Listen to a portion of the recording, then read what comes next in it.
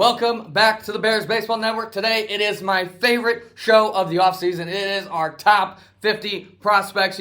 This is a show that really is the most important for me because this is the heart of the Bears. It's all about guys who start off not very good. They put the work in and put themselves into great lengths. We've done this prospect list since 2022 now. It was 15 players, the first prospect list we did. Now we're all the way at 50 players, so just shows you how far it has gotten.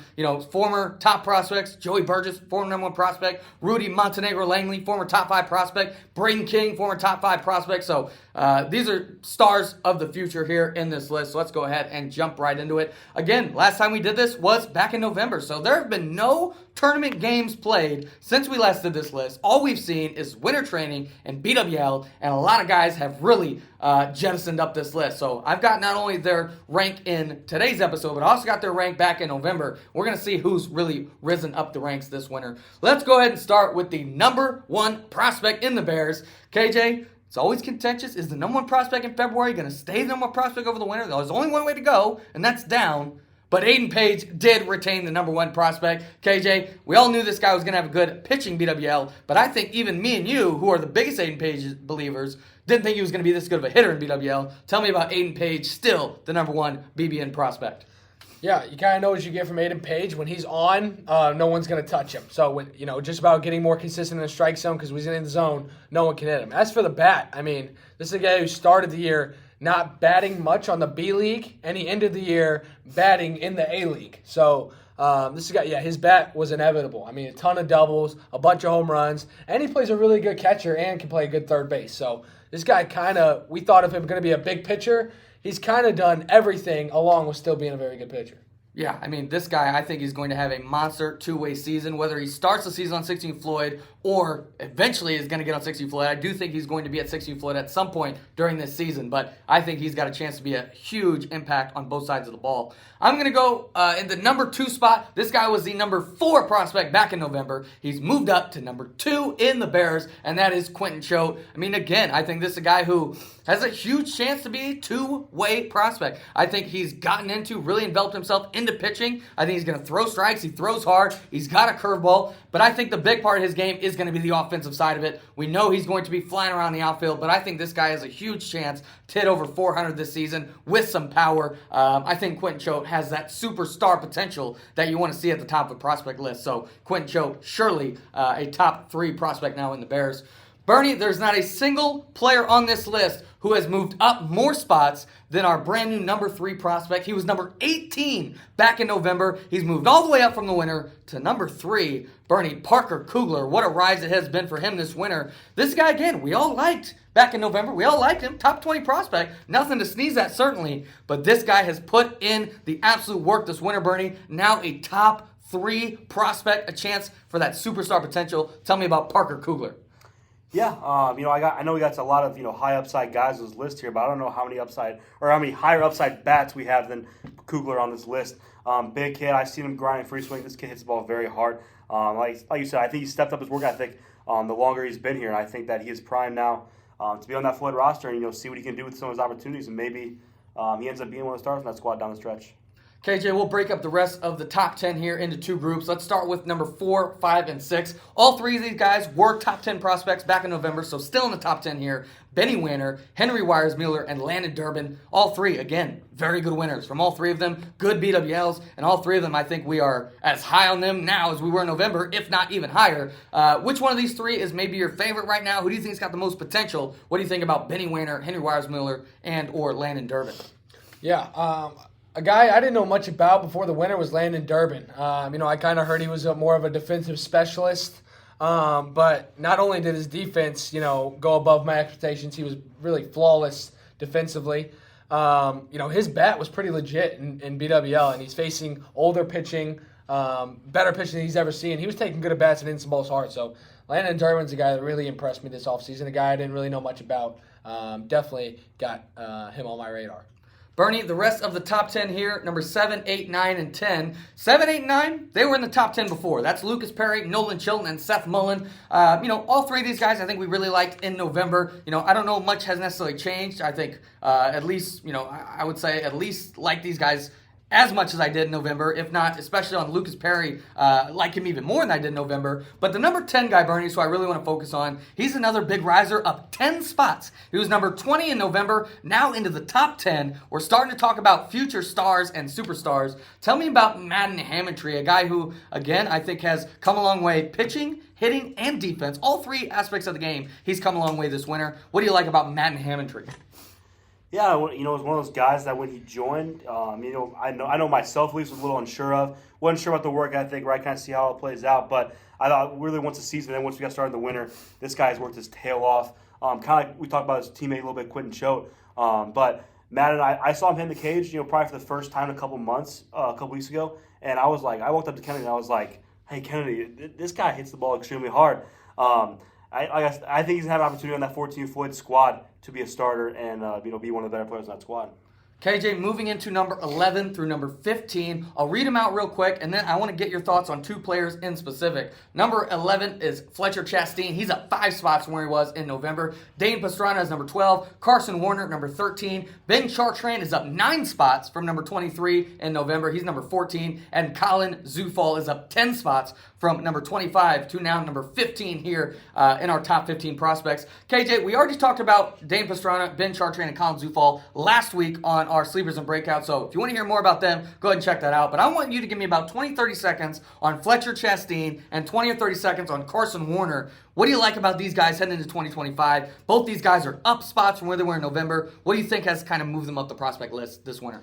Yeah, as for Carson, I think he's fully implemented the Bears' approach to the plate. He used to be a guy who, you know, he's always been kind of smaller and skinnier. Used to be a guy who tried to just put the ball in play, and now he's turned into a guy who swings, you know, for the fences. And this guy hits the ball really hard. And you talk about second base, this guy, he's always getting in front of the ball.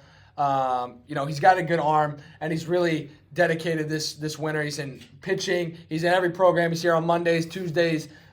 He works out. He's in here Thursday for practice. He's always here, and he's really been dedicated all winter. As for a guy, Fletcher Chastain, this has been my guy for a while.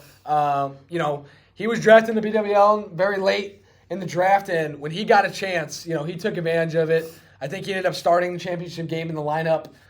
This is a guy who took good at-bats against, obviously, older guys all year long and played really well there. He's a guy who could throw strikes on the mound. He can play outfield. He can play first base, so a guy I really like.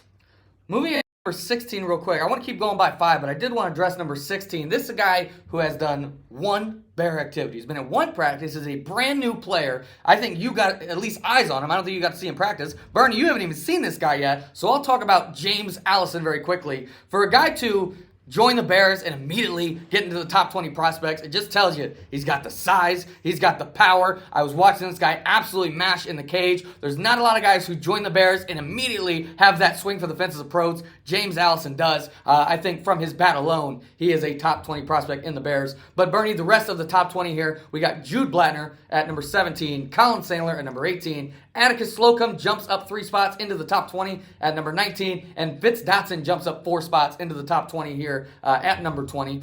Bernie, I think we kind of know what to expect from Jude Blattner, Colin Sandler, and Atticus Slocum. A guy maybe not a lot of people know. Tell me about Fitz Dotson, what you've seen from him this winter here up into the top 20. Yeah, you know, Fitz, again, another one of those guys at 42 that I was unsure of when he joined. Didn't know much about him, didn't really see him play that much. But of course, this winter, man, this guy works very hard defensively in practice. But I've heard from, you know, both KJ and Pringle that this guy is going to be a good hitter. This guy hits the ball hard. And, you know, these two have had nothing but good things to say about him. So I think that he's got the respect of those two, and he's going to get a chance here in the lineup in 2025.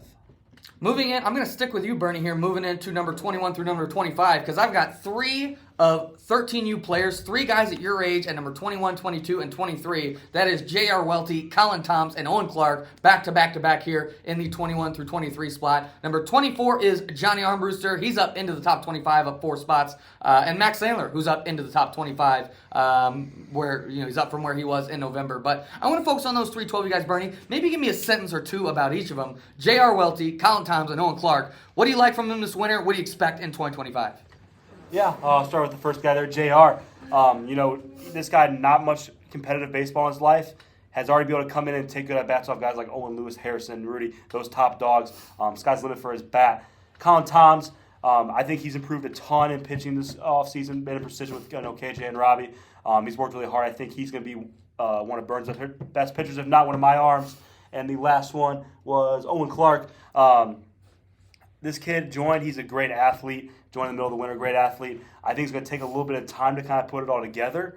But just based off the player profile, how athletic he is, can hit for power, hit for a little bit of contact, and kind of do it all. Yeah, I mean, I think all three of these guys, like you said, I would say JR maybe mostly confident in his offensive game. Owen Clark maybe mostly confident in his defensive game. And Colin Thomas maybe most confident in his pitching. I think what's going to separate these guys is how do they fill out the rest of their game. That's what separates the number 23 prospect from the top 10 is how do you form out the rest of your game. Again, I like one tool from all three of those guys. Just want to see them kind of develop the rest of their game. But all three on a really nice path. KJ, I said earlier that Parker Kugler was the biggest riser in the prospect list, and technically, he is the guy who's gone the furthest from the previous top 50 to now. But KJ, technically the biggest riser, up 25 spots from unranked to number 26, is Ben Wolotnik, who has absolutely flown up the prospect list this winter. Again, we're not going to go into him too much this episode. We did talk about him last week if you want to hear about Ben Wolotnik, but I did want to mention up 25 spots from outside of the rankings to number 26. Number 27 is Brock Gravino. He's up 11 spots from number 38. Mac Weber at number 28. Wade Kiefer at number 29, and Drew Mazzanelli at number 30. KJ, I want to talk about another big riser, up 11 spots from November. Tell me about Brock Gravino. What do you like about him going into 2025? Yeah, we call him the Great Gravino. He's a guy who's always around.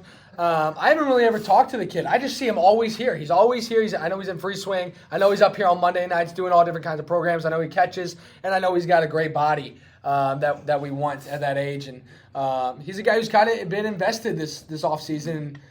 You love when you see guys like that always around because at that younger age it's kind of hard. Usually their parents are dragging them here to Bud Dome to practice and do all this stuff. It seems like Gravino wants to be here, and he's been here a lot. If there's three things you can give me from a prospect that take no talent, I want a guy who's big and strong, works hard, has a great attitude, and Brock Gravino certainly checks all three of those boxes. Moving into number 31 through number 40, I'm going to list all 10 of these guys. I'm going to give you about a sentence of each of them. I want you two guys to give me the one guy of these next 10 you think is going to have the biggest impact in 2025. So I'm going to go through, give about a sentence about each of these guys. Number 31 is Chase Sutherland, a guy who, again, I think the defensive side of his game is maybe the most established. Looking at him to kind of step up the offense this year. Liam Murphy, number 32, kind of the same thing as Sutherland. Defense is maybe the most sure thing. Been working on his pitching and hitting. Kobe Kennedy, number 33, a very established bat. Parker Wilson, number 34. If it's a defensive list, he's probably top 5. Still kind of try to establish that bat. Alex DeMertz's kind of the same story. Great defense, unbelievable defense. I think you really want to see him kind of step up in the work ethic and the offensive department. Number 36 is Thomas Melka. Number 37 is Henry Peterson. These two guys, I think, both kind of the same story. Big-time power potential. Just looking to kind of put together the rest of the game. Number 38 is Brooks Biddle. I think a guy who's had a great winter. Big-time power potential as well. And I think his defense, he's gone from being a well below average defender at first base to more an average and sometimes above average defender at first base. Number 39 is Ryan Fournier. This is a guy who huge strides in the offseason. He's up 11 spots from the November list. And number 40 is Ben Grosjean, a guy who I think, again, the offensive side of the game maybe is what he really needs to focus in on this year, but I think his work ethic and his attitude have really come a long way.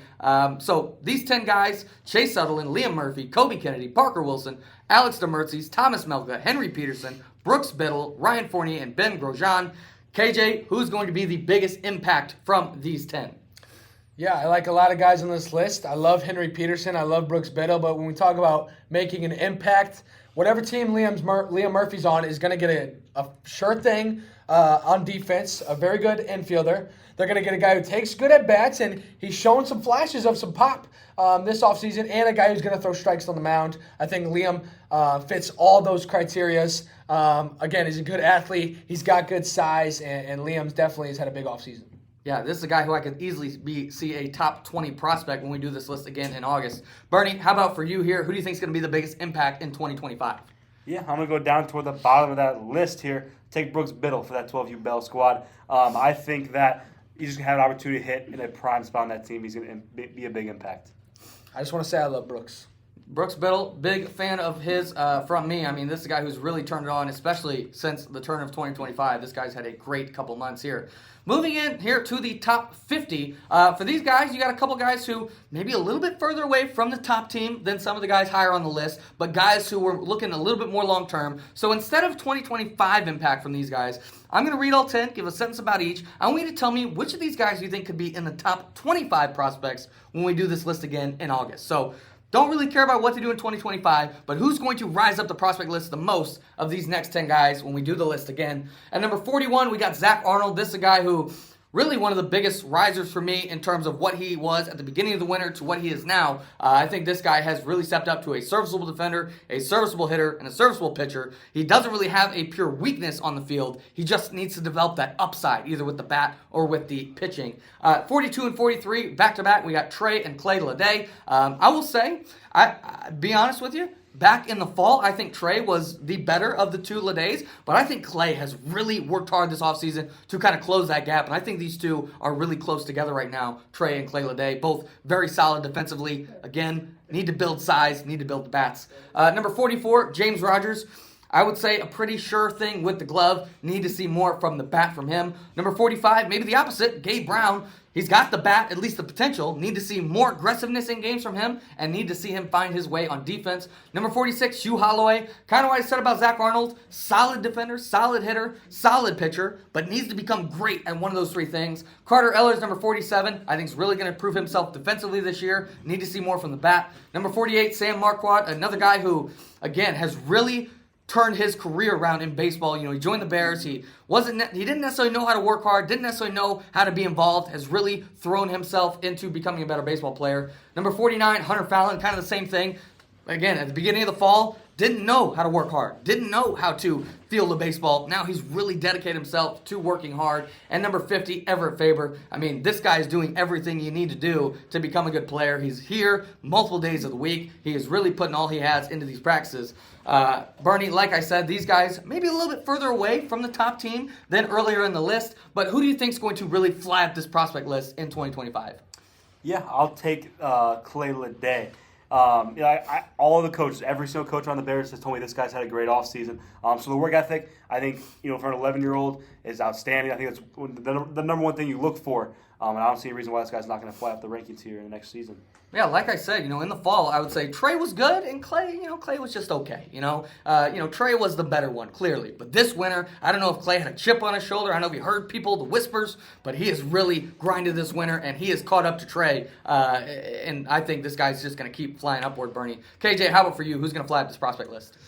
Listen, I love Everett Faber. I love Zach Arnold, but when you talk about a guy who could end the year as a top 20 prospect. Don't say it. And I'm back on this wagon. It's Gabe Brown. If you talk about a guy who could come out this season and hit 5, 6, 7 home runs over the fence, it could be Gabe Brown. He's got that power, and I think this is the first offseason where he's really dedicated to the weight room.